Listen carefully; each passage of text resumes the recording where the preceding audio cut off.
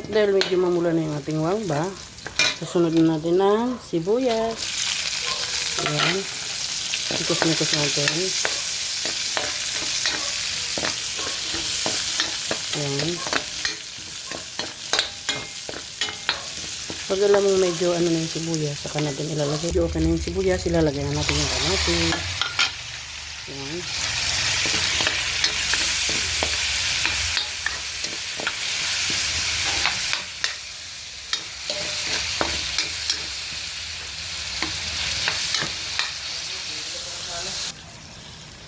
At dahil luto na yung ating ano, ilalagay, babalik na natin yung baboy kanina.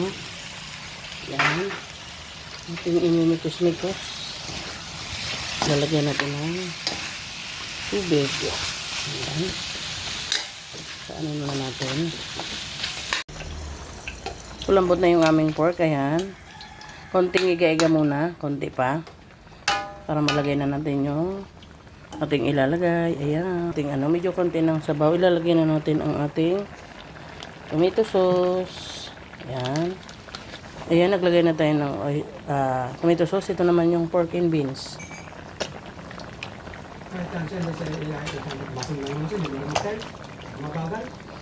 Ayan, pork and beans. Nilagay natin. Para ano siya. Memekos na natin. Ayan na. Yan, ilalagay na natin yung patatas at carrots.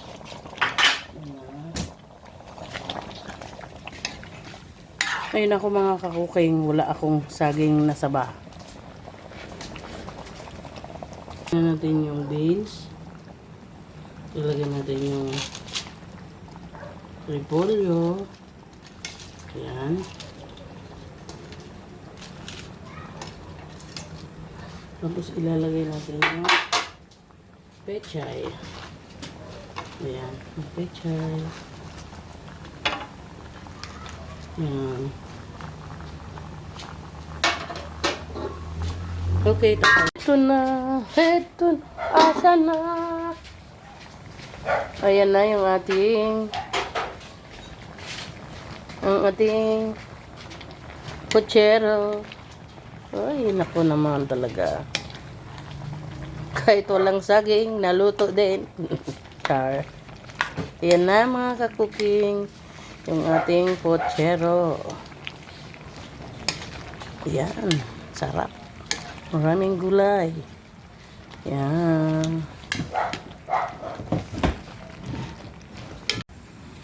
Ito na mga kakuking yung aking pochero.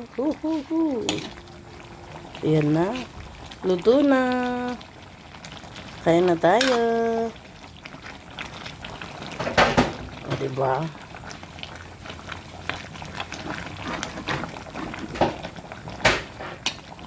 Ayan. Pochero. Baboy. Ayan. Sabaw pa lang, ulam na.